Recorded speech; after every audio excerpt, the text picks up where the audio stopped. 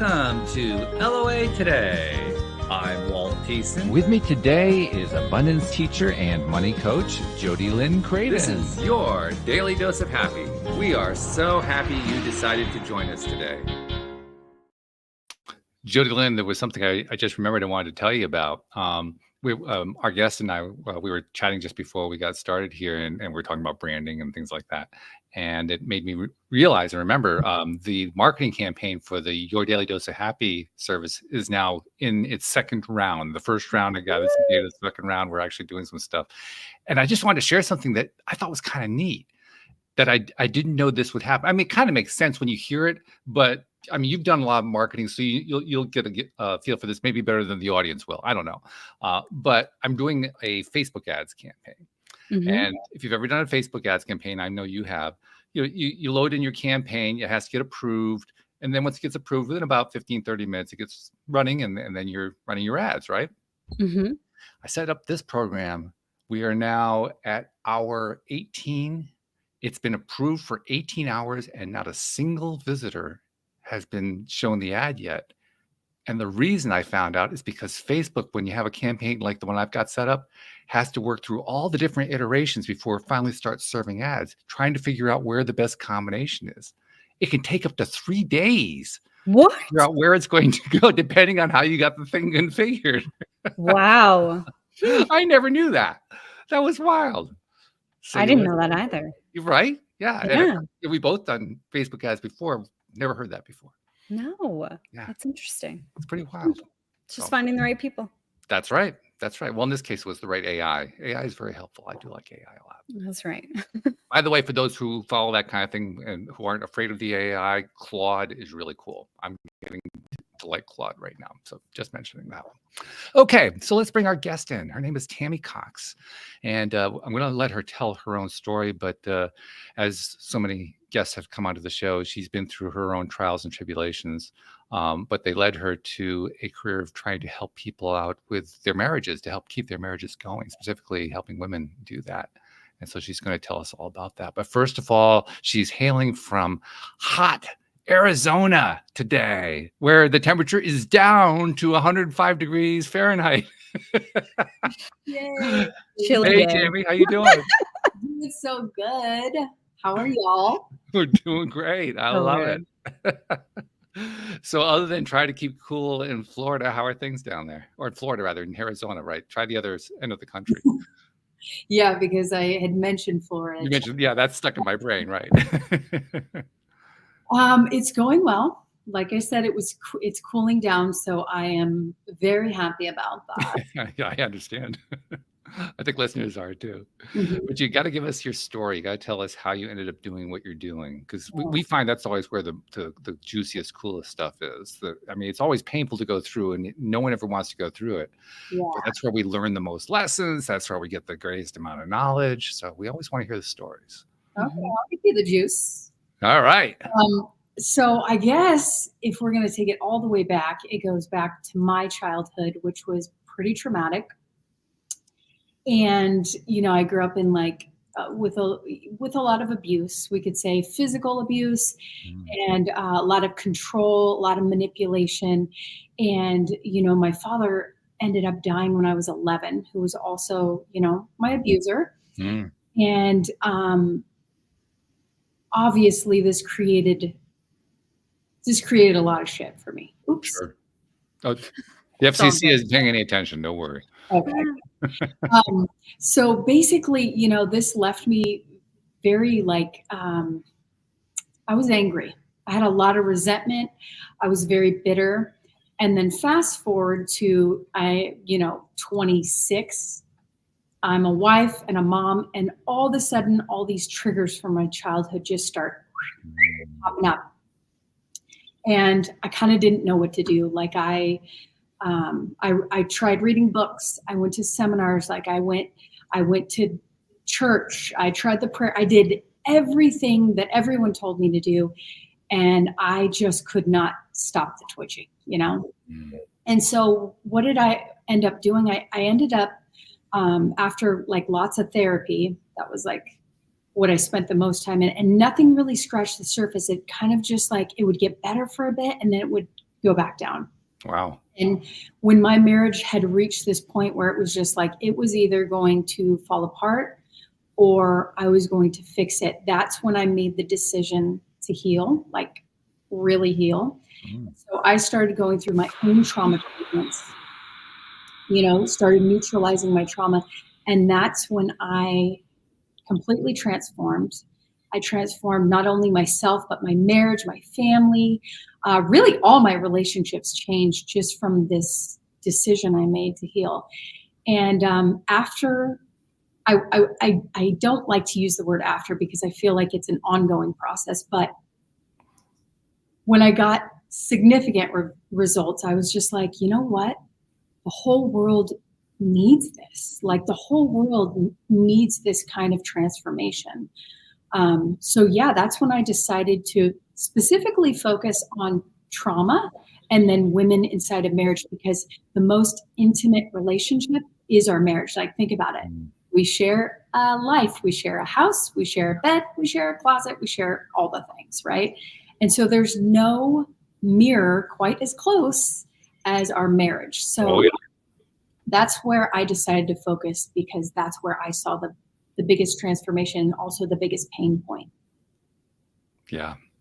And this is one of those pain points that you illustrated so beautifully. We go through this horrible pain point and then we want to share with the world afterward. It almost makes me wonder, like, do we have like this negative speak that goes on? Like, I want everybody else to feel this too, but that's not what it is. I mean, it literally is, I've come out of this better. It's just amazing to me how often though, I mean, story after story that we hear on the show, that we share ourselves, it's always about, I went through this terrible thing, I came out the other side, and I want to share it with the world. I'll say one thing about that. That gives me more hope about the world than anything else. The fact that there are so many people like yourself who go through stuff, come through at the other end and say, I want to help people because I've learned this really cool stuff that people need to know about. Yeah. And think about it. Like when we get out of the shame cycle, so often we like bury all of our stuff in our shame and we're like, we don't want to talk about it. And I'm like, no, the key is to like let the shame out. As soon as it comes into the light, the darkness in it like completely dissolves. So it's like, I noticed this with my clients, like when we go through their healing journey, they all of a sudden get like this purpose light bulb like turns on and they're like, no, I want to give this to everyone. Like everyone gets to have this. So it didn't just happen to me. I think it happens to most people where they're like, oh no, that painful thing that was so awful actually is like the best thing that ever happened to me. I can't tell you how many times I've had people say that here on this program. Yeah. That's the best thing that ever happened. I remember the first time I heard that. It came from one of my other co-hosts, Joel Elston. And I said to him, are you out of your mind? That was literally my response. Yeah, I mean, it is crazy of your mind. So you are that old mind. Yeah, that's true. Yeah, that's very true. But it's really revealing, though, just how powerful these kinds of transformations are. So you came through the other side and you found yourself wanting to share with the world, which was wonderfully commendable. I was kind of curious when you were talking about the shame portion. The reason I'm curious about that is I found in my own experience and through interviewing many people here on the program that once we get these things out into the open, we're kind of shocked at how small they are. Yeah. It's only when we're going through them that they just seemed overwhelming. Did you experience that with yours? Do you find that? Yeah, I mean, I think that most people, like if you've been married long enough, most people have struggled in their marriage. It's here in the US and in other, countries, mostly first world, they tend to just be like, I'll start over again, right? Like, I'll just pick someone different the next time. But what I noticed is we tend to pick the same, it's a different face, but it's the same kind of personality. It's because there's a reason why we're attracting that everything in our experience. The reason why we're attracting them is because of the beliefs that we hold. So it's like, yeah, you can wait and, go through 5 of these things if you want, but you could also just heal now, because like when I healed myself, my husband transformed because the glasses in which I perceived life got switched out. And so all of a sudden I didn't see the horrible things in him anymore. I saw how amazing, like he changed to me through my, my perception. And so that's what we do when we heal. We heal our perception. No one around us actually changes at all. Isn't that odd? It's not only odd, it is revealing. I think you revealed it very nicely there, how it is that when we experience these shifts, what we're ending up doing is changing not only the way we feel about it, but how we think about it. Yeah. And when we think about it differently, the experience becomes different. Yeah. And it seems like the whole world just changed. It was really just us. Mm-hmm. It does, though, because our perception can be switched in a moment. We change one massive belief that we hold. Like in my line of work, we have something called commands, and it's like the strongest negative beliefs that you hold that are really creating your patterns. And so when we find those, we go, "Ooh, there we go. There's the culprit. All we got to do is change this belief." Yeah. So it really is it's a beautiful thing, and it's simple, but it isn't easy. I will not say it's easy, but it is simple. One of my favorite phrases comes from a TV series, from the Ted Lasso series, in which the therapist in that show says, "The truth will set you free, but first it will piss you off," which is exactly what the process is. It will piss you off. You're like, oh. Because and what you're getting pissed off at is yourself. You just don't realize it at the time. You think you're getting pissed off at, like you said, your husband or your wife or somebody else. You're pissed at yourself. Yep. It takes a while to come to grips with that. That's what the truth part is. Mm-hmm. Yeah. Yeah. This is it's nitty gritty stuff. That's where we're facing those mirrors. That you described it nicely as a mirror. That's what the other person is. But it's not just that one person. I mean, all of life is mirroring stuff. Every friend, every person you have ever met, every circumstance, everything that you experience in life shows up because of a belief that you hold. Mm-hmm. Now that will piss you off if nothing else will. or not. Like at this point, I just recognize it. It's just feedback. Like it's neutral. Oh, isn't this interesting? What have I been thinking about today? Right. I kind of have to, it gives me the opportunity to kind of look at the thoughts I've been kind of holding on to and chewing over all day. We don't have to shame ourselves over it, but we do get to look at it and be like, okay, this is some interesting feedback. That's another key phrase right there, shaming ourselves. I mean, I think it's fair to say, you talked a moment ago about how all marriages tend to have stuff that comes up. I think it's probably safe to say everybody shames themselves at some point in their lives, and a lot of us do it as a career. We're professionals. Yeah, I was the queen of that. I hated myself so deeply. It was really hard for me to just be alone with myself. And I think a lot of us have that. A lot of us have very negative images of ourselves that we get to confront, because if we're going to heal, that's the first thing we get to look at, because everything is a reflection of the relationship we have with ourselves. So yeah, I mean, we get to look at that. Mm-hmm. Tammy, I'd love to hear about how, when you started to go through this journey, how that interaction with your husband went. Like, did you tell him, like, hey, I realized this about myself, or this, or like, was he a part of that healing journey, and what did that look like? Yeah, he wasn't at first. In fact, he was, whenever, I've noticed this with my clients too, whenever one in the partnership decides to change, the other one gets very uncomfortable. Think about it, like between two people, there's a whole universe of connection. There's like, you are just in tune with that person in a certain way, right? And so when one person changes in that partnership, the dynamic shifts forever, right?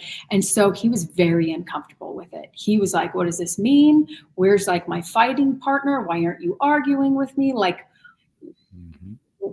you're changing the whole system on me. Like, update me. And I was just like, you know what? Like, I'm going here. I don't know where you're going, and that's okay. But the cords are being snipped. All the codependency cords are being snipped. I'm going up here, and whatever happens between you and I, it happens, but I'm going here. I knew that I wanted happiness and I wanted peace for myself. And I just sort of said, whatever you choose for you, that's cool. I'm just going here. And he was uncomfortable for many months, I think. He was kind of turmoiling and like trying to pick a fight with me. Like usually it's you picking the fight. Like he was just so thrown off by this new version of me. And so when this happens with my clients, I tell them, nope, this is normal. You're switching up the system on them. Now, in my relationship, I'm the controller and my husband's more the supporter. But usually with my clients, they're more the supporters and they're married to controllers. That's just who I attract. And so I tell them the hardest thing, if you know about trauma bonds and stuff, the hardest thing for a controller is to be out of control. So I get why he is struggling right now with you switching up the system on him.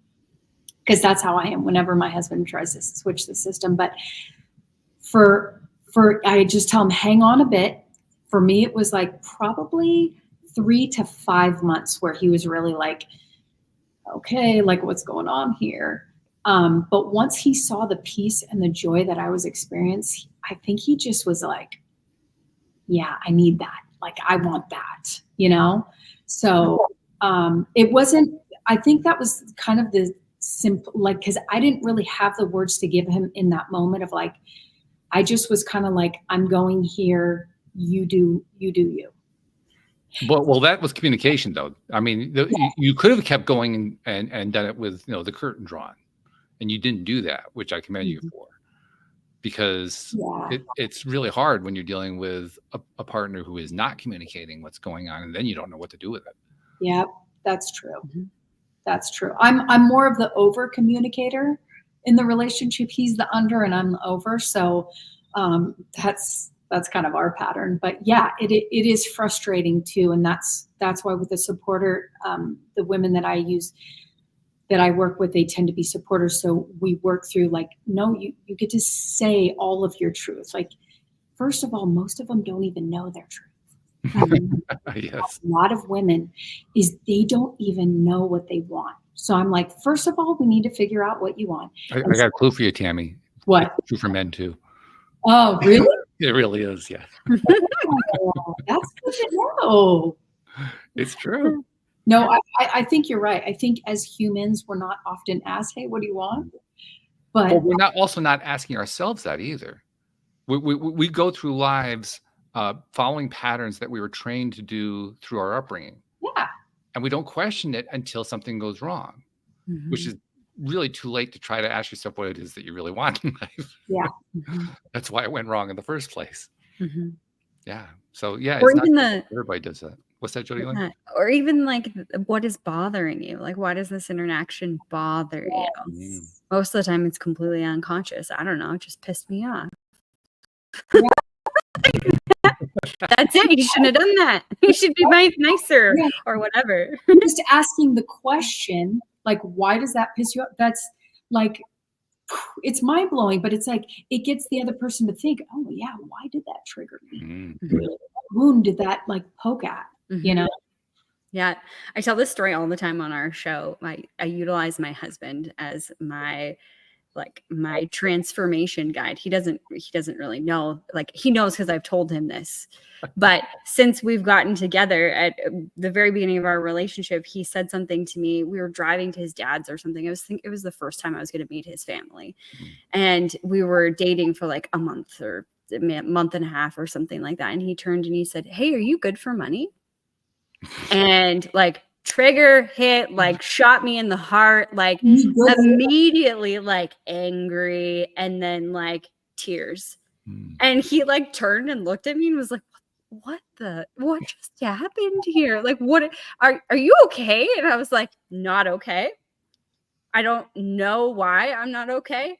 And I can't talk. Like, we were pulling into his dad's driveway. I was like, can we just put a pin in this and then come back? Because I had no idea why that got me so upset, but it got me upset. And he was like, oh, okay, sure. Are you okay? I'm like, yeah, I'll be fine. I just need to figure this out. And he's like, okie dokie, whatever. Then fast forward, the day's over. We get in the vehicle and I'm like stewing about this. And he's like, do you want to talk about it? I'm like, not yet. And then like, I go home and I unravel.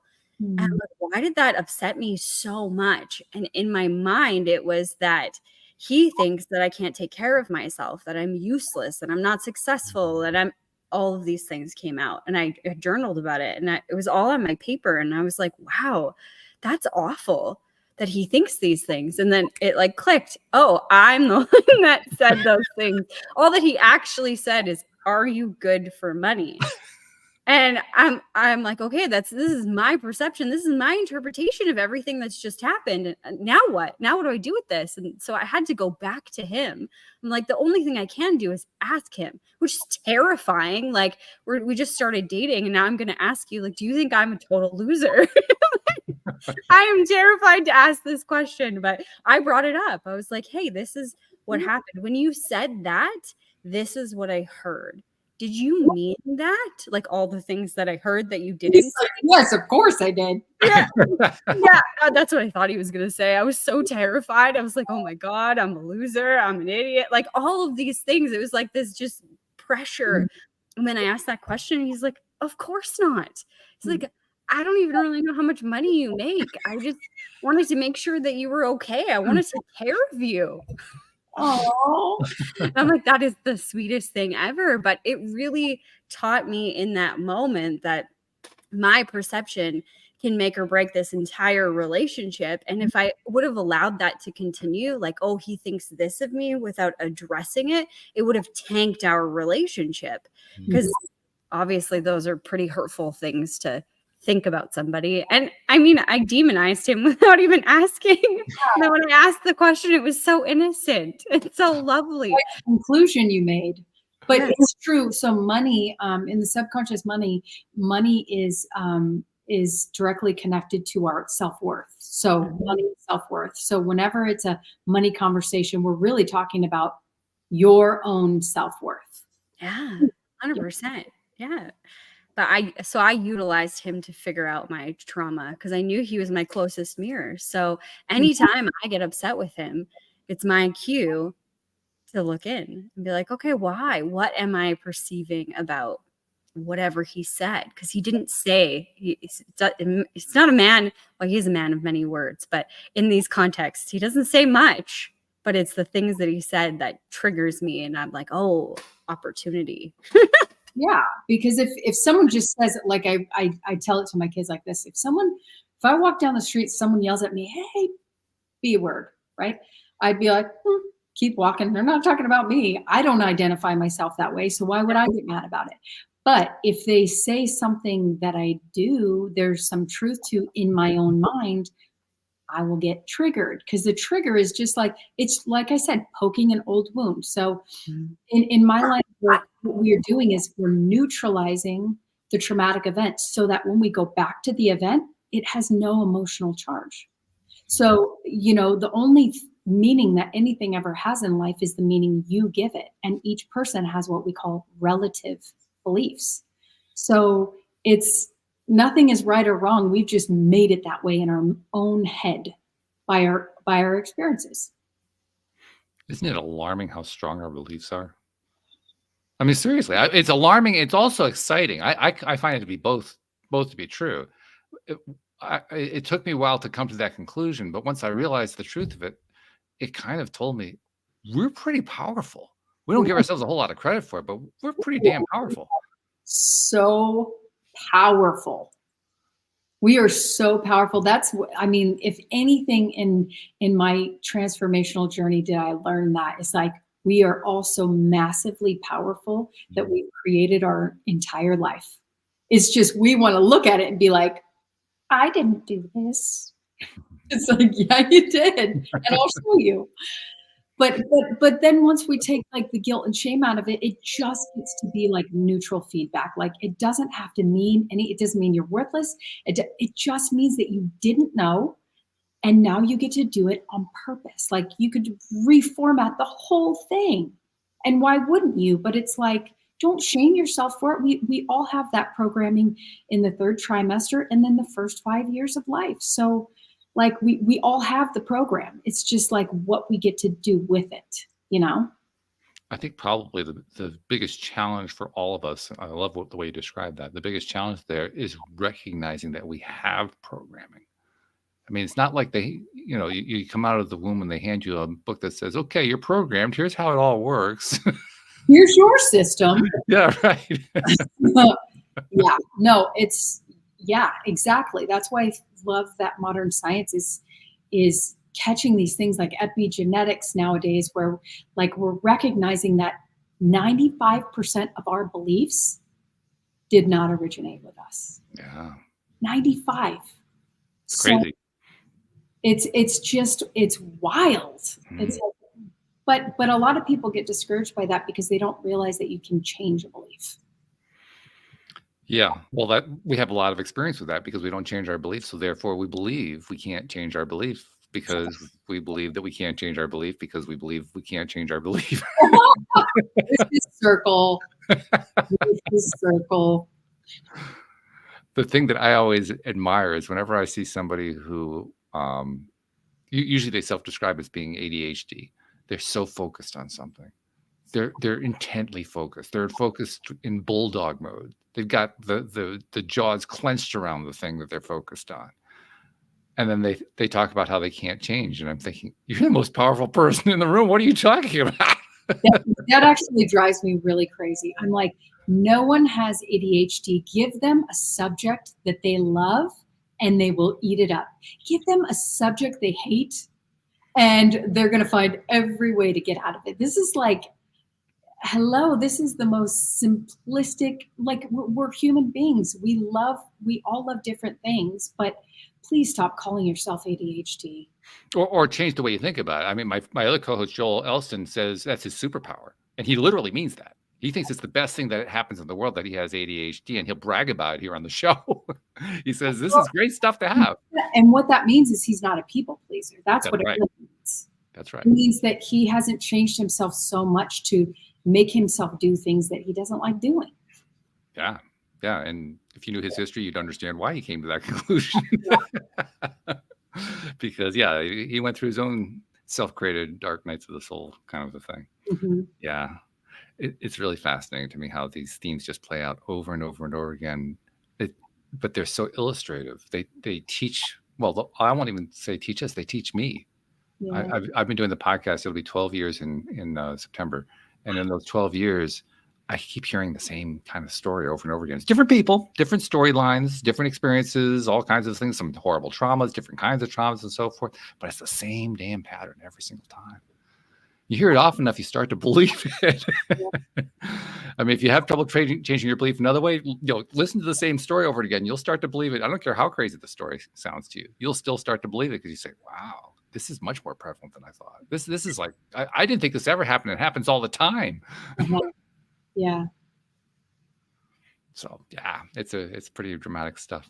So, okay. So you gave us a good background to how you ended up doing what you're doing, being what you're being. But now tell us a little bit more about the work that you do. You say you do mainly work with women.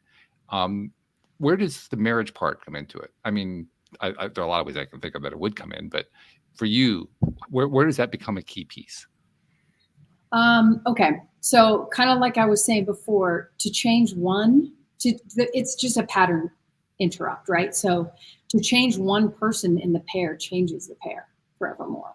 It's like, okay, so I see a lot, right? Within the couples I deal with. I'm not dealing with him directly, but she gets to the place through her growth where she's actually coaching him. Mm. He doesn't know it. It's kind of like with my husband and I, he didn't know I was coaching him. I was just telling him what I was learning. I was telling him what I was doing, but I wasn't telling him what to do directly, right? Right. So it's kind of like that. So here she is. She starts working with me. We start going through and neutralizing her trauma, right? Mm-hmm. So if the reason why she picked that man, so I'll give you from my example, right? So I had an abusive father, very controlling, very dominating. He, obviously he died when I was 11, but what we tend to do is either become our mom or our dad. Well, I became my dad, more of a controller. My dad would probably, my dad also had we would call it a sex addiction these days. He died of AIDS. Whatever. Cheated on my mom the whole time, like all the things. I never got to that. Like I was never exactly like him, but in my marriage, I and this is what how people need to see it too, is like, we either become our mom or our dad, but we're not like spot on that. Like I don't have all the attributes my father had. Thank goodness. That may be too confusing. But I had enough of them, right? The control, the dominating, and anyways. So when we start, what I really do with my clients, on top of like neutralizing their trauma, is we look at the dynamics, because our goal, if she comes in as a supporter, she's like down here, right? He's the controller, he's up here. What we're trying to do is balance the power out. So what we have to do is get her up here, because in order for her to have that dynamic within the relationship, she had to make herself less than and less than and less than. I'm not important. I'm not important. I'm not important. And then he gets more power, right? This is just a dynamic I work with mostly, so I'm going to speak to this one. Mm-hmm. So my goal with her is to neutralize that trauma, which is keeping her small, which is keeping the I'm not that important story going. And we neutralize that, and then we're shifting this so we can be somewhere close to the same level. Because in order to have a healthy relationship, both need to be autonomous, and they both need to be just as important. We need balance. We need equal partnership. This goes with every relationship. Talk about the autonomous part a little bit more too. I mean, what do you mean?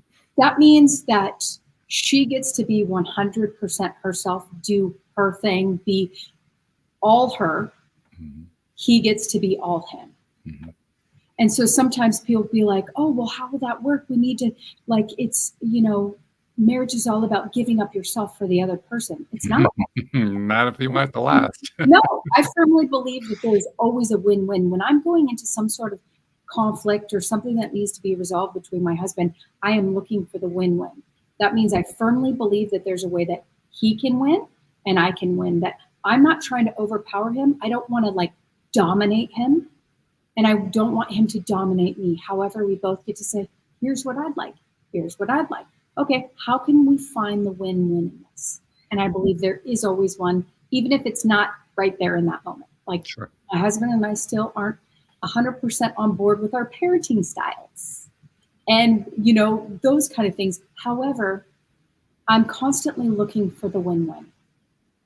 And so the whole dynamic we get to shift in the relationship is her stepping into her power in this situation, right? And that gives him the freedom, and then kind of easing his trauma, because if he's a controller, that means that he grew up a certain way, dominated, controlled, right? And so it's me pretty much teaching her how to nurture his trauma response. So I don't work with him, I work with her, but through that, the marriage is.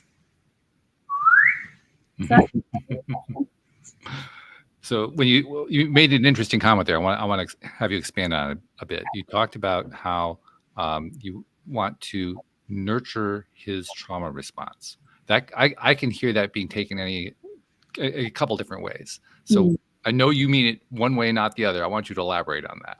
Okay, so for a controller, the way we grew up is being. So your personality is developed in the first 5 years. Our personality is developed by basically our way of coping with our family of origin. It's how we survive our childhood, essentially. So in my household growing up, it was violent. Like, my dad was violent to us, but we were also very violent with each other. I had an older sister who's developmentally delayed, and just aggression.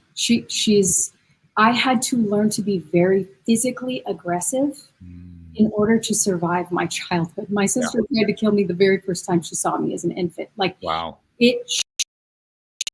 She's been arrested more times than I could count just because of her violence towards everyone. So we develop because of our childhood. So basically him being a controller, he felt like he had to, in order for him to have anything he wanted, he had to hold on tight and slam it into place and control it, right? And so with her, all he wants is her love. But she triggers his response by pulling away, and he triggers hers by coming at her, right? I don't know other ways to, hopefully you're getting this, but we need to make him feel safe too. And in order for him to feel safe, she needs to speak up and be honest, because the supporter doesn't. She pushes her stuff down. She doesn't talk about her emotions. So what that does is it really is she's creating that dynamic just as much as he is. So we need to teach her how to not be timid, but be bold in her choice of who she chooses to be. So she has to raise up her energy, like I said. Does that make sense? Yeah, oh, it makes sense. I was trying to delineate between that and what is often, I'm sure you encounter this too with your clients, what is often interpreted in it that what you're really trying to do is to enable them. And you're not talking about enablement at all, but it's an easy distinction to miss. Like him, she has to step into her controller.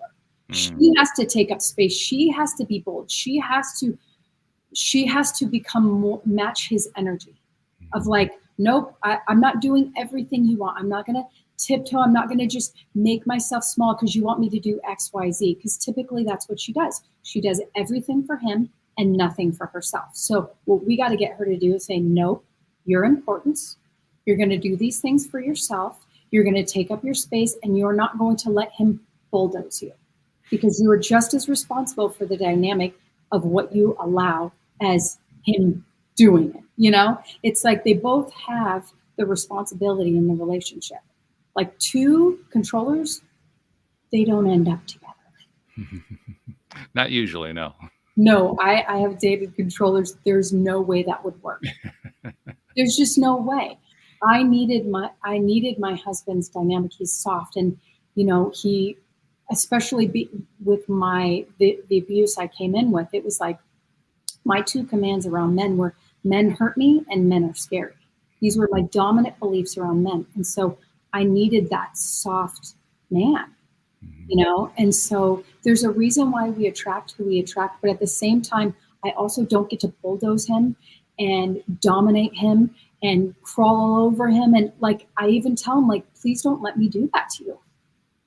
Don't let me do that to you. Like, you know, so it's just about knowing the person, first of all, no judgment, but knowing your personality and saying, okay, I get this dynamic. I get why I have this personality, but then who do I get to grow to be in order to have that healthy dynamic?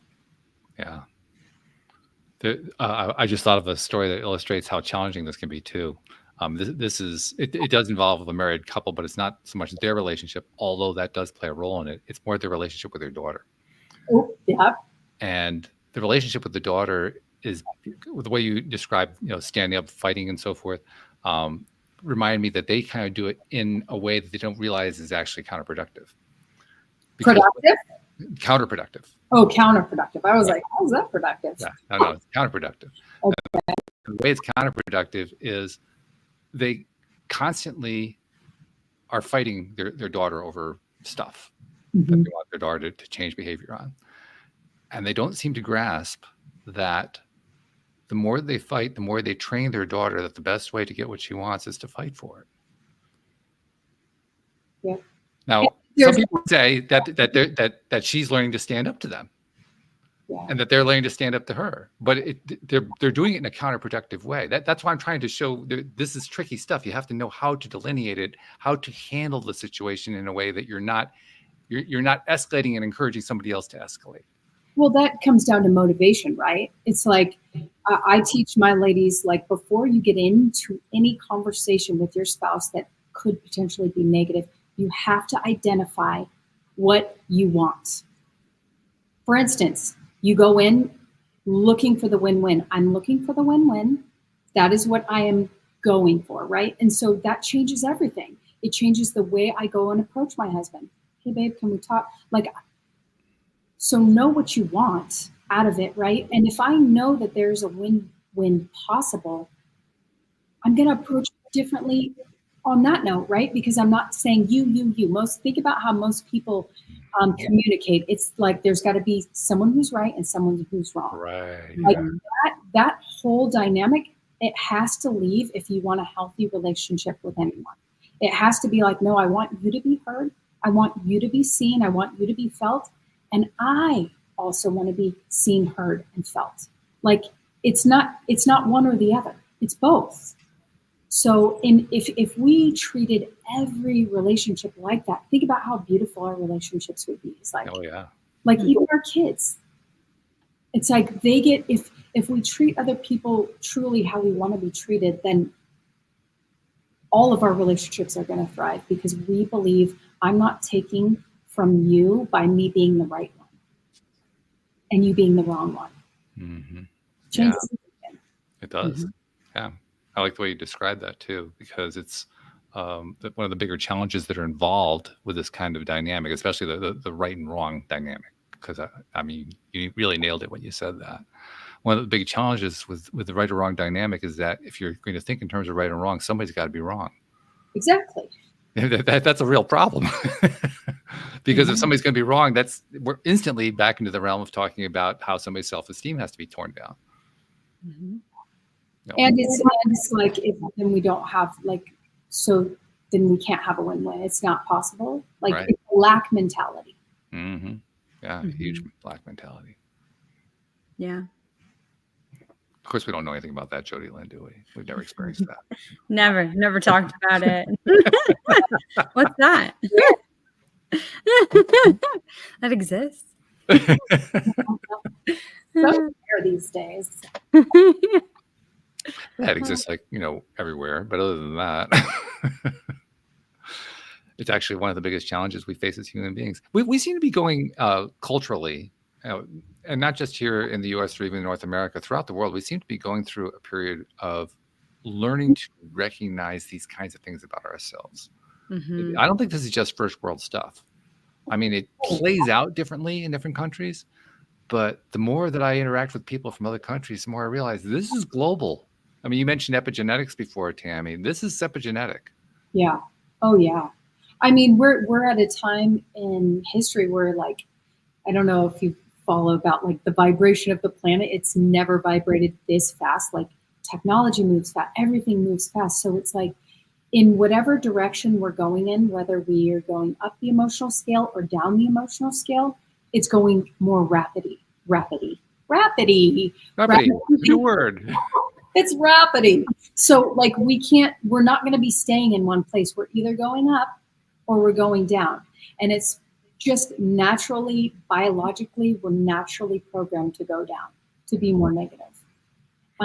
So if we're not working ourselves up the emotional scale, we're just going to get wrapped up because things are going so fast now. So. Well, you add in the fact that we live in a culture in societies that are very drama-oriented.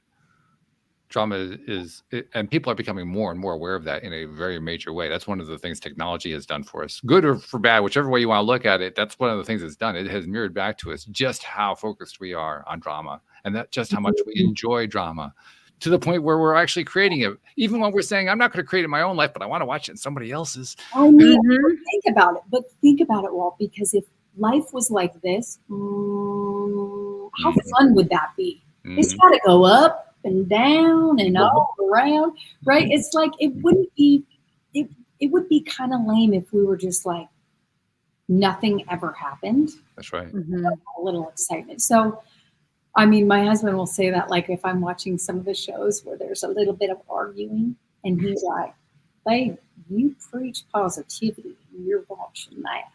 And it's but I'm a studier of human beings.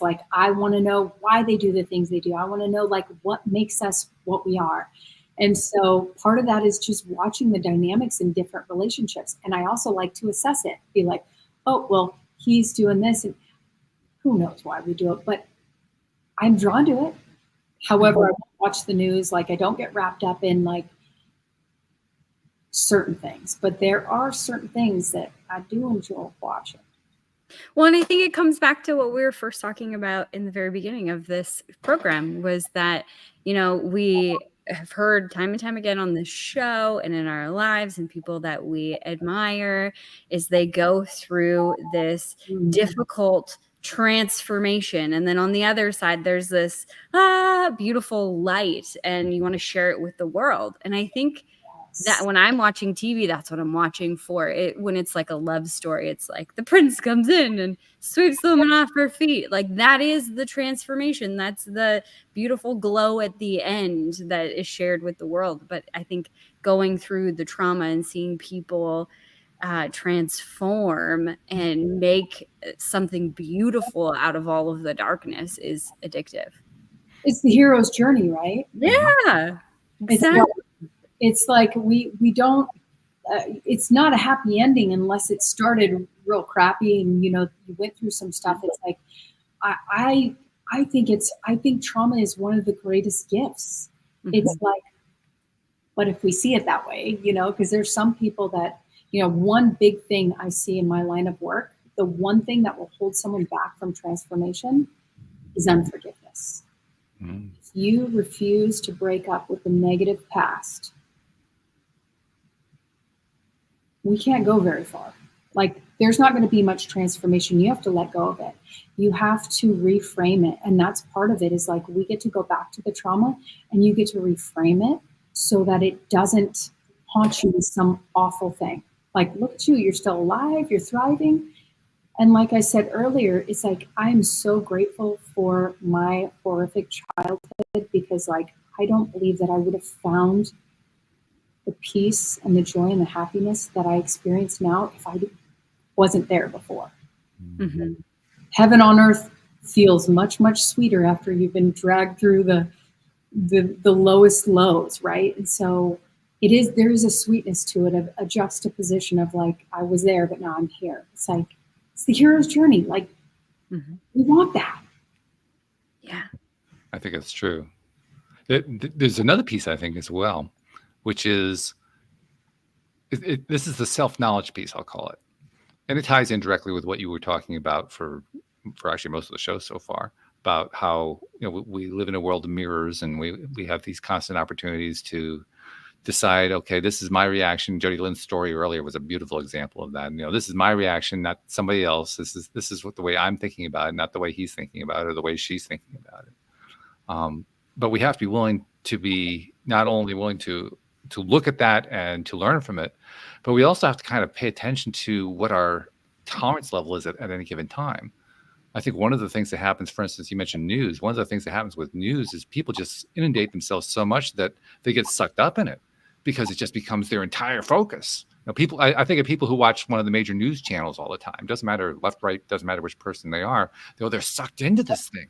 And they're absorb, and then they wonder why they behave a certain way. Well, God, hey, how about you're paying attention to this thing and you're feeding yourself and you're programming yourself in this way? That's mm-hmm. where the self-knowledge piece comes in. Recognizing this is where my limits are. This is what I can handle at the moment. This is what I can't handle. This is where I need to take some time off. This is where I can dive into it because I enjoy it. You have to know yourself. Yeah. Well, I love, Jody Lynn, I love your response when that happened. Like that's what I try and get my clients to the point where they get curious. Okay, you got triggered, get curious. And you said you whipped out your journal and you really dug it. Like that is the key to transformation. It's not just being like, well, I got triggered and you said these things and don't say them ever again. Right? In that moment, we want to blame it on the other person, but you had enough self-reflection to go within and be like, let's see what this is about. And if we all did that when we got triggered, man, we would get such massive insight about ourselves of like, it had nothing to do with what he said. It had everything to do with the meaning I made about what he said. Mm-hmm. And that's what trauma is. It's the meaning we made out of the event. It's not the event itself. Mm-hmm. The event itself is just neutral. It's like any feedback. It's just neutral. Right. And so to get curious and to be like, no, I'm going to investigate what beliefs I have going on. And then the fact that you did that 1 month into your relationship, like you just set yourself up for like a really great partnership because of that self-reflection. So yeah, if everyone got really curious about their trauma responses, their triggers, instead of pointing fingers and blaming someone else, it's like, look deep within you because that's where all the answers are. Mm-hmm. Well, and to be like 100% transparent, I went from bad relationship, worse relationship, even worse relationship, over and over and over and over and over and over and over again. And before I met my now husband, I was like, all right, if it's to be, it's up to me. And I am the only common denominator in all of these past scenarios, just me. So I need to fix something. I need to learn something. And I was just in this place of, it's my trauma, it's my perception that's driving all of these things. And I can have a healthy and wonderful and beautiful partnership, but I need to do the work. And it's interesting. I never experienced that fear in my relationship from my partner, like of me changing or anything, because he came in when I was like, I was a shitty person before this. None of my relationships worked. You need to know that I am in a transformational stage. I'm learning. I'm growing. I had a relationship coach before I had a relationship. Like, so he was like, oh, got it. You're a little weird, but I like it. No, like, think about it. You don't know what you want until you've experienced a lot of what you don't want, right? Exactly. Yeah. So it makes sense. You went through all those crappy relationships and you're like, yeah, I think I'm going to try something different. Yeah, totally. It isn't amazing what happens when we try something different. Oh. Mm-hmm. And when we go within and start asking those questions, how it's not the world that changes, but it's the way that we perceive the world that changes. And that changes everything. Our frequency changes, therefore they also do the work and they magically transform too, because you're different and they have to be different now. Yep, that's exactly right. Yeah. It's not even that they have to, it's just that they are. It's like they just change. It's like A leads to B. It's inevitable. Exactly. It's like you know, I always say this to my clients, like, I'm gonna hand you a new prescription and you got to take the prescription, you got to put them on your face and you got to walk around with them. And then you know, don't take them off. And so they throughout the time, they're taking off the glasses, they're taking off the new prescription. I'm like, put those things back on your face. Girl. I don't change you here, but I can't do it if you're still looking through that old lens of victim, you know, because we all, before we start our journey, you know, I was listening to how you worded that, Jody Lynn. It's like, we all start out at the beginning of our journey as victims. Like, life happened to me, it happened, they did this and this happened. And then through our transformation, we see, oh, wait, life isn't happening to me, it's happening for me, right? It's happening for my good. So I have the ability to shift it at any point in time. And so the fact that you had a relationship coach before, like, that's what I'd like to shift into next, because I'm like, man, if I can get them before they find the person, before they marry them, man, I think I'd be a couple steps ahead. So I contemplated that a little bit of like, maybe if we clear up some stuff early enough, especially before kids. You have kids? Not yet, no. Oh, I love it when people start their journey before they have kids. It's just, you F them up a lot less. I tell my, I'm sorry, I was just following the programming. I didn't know that I was messing you up. And of course, they have a lot of grace for me now, but it's like, it's so much more beautiful. And I prefer to get them before they start making more of themselves. Mm-hmm. Absolutely. There are a few themes I'd love to go on here, and I'm looking up at the clock and I'm saying, we can't do all this in 6 minutes. It's not going to happen. I wish it would. I mean, I have like 2-3 different themes that would take a half hour each that I really want to go into, and we just don't have time to do that. So, Tammy, you're going to have to come back. I guess I'll have to. But we do need to do a couple things, which is what the last few minutes are for. First of all, for somebody who does want to work with you, Tammy, we haven't really told them how to do that. We got to give them a clue. Okay. How do they find you? Okay. I remembered, you know how I was trying to remember earlier, Tammy at reclaimyourmarriage.com. Okay. Remembered. That was the first time I remembered. Congratulations. Tammy at reclaimyourmarriage.com.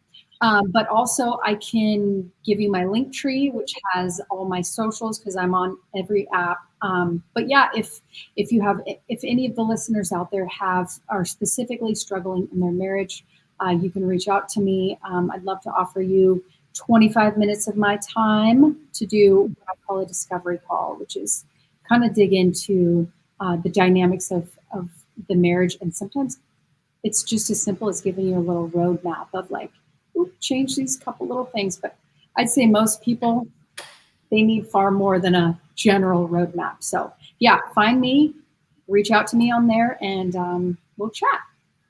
That sounds fabulous. All right. And we'll be sure to include in the show notes the link to the link tree to make it easy for people. You can make sure you get that. Make sure I get that into the show notes.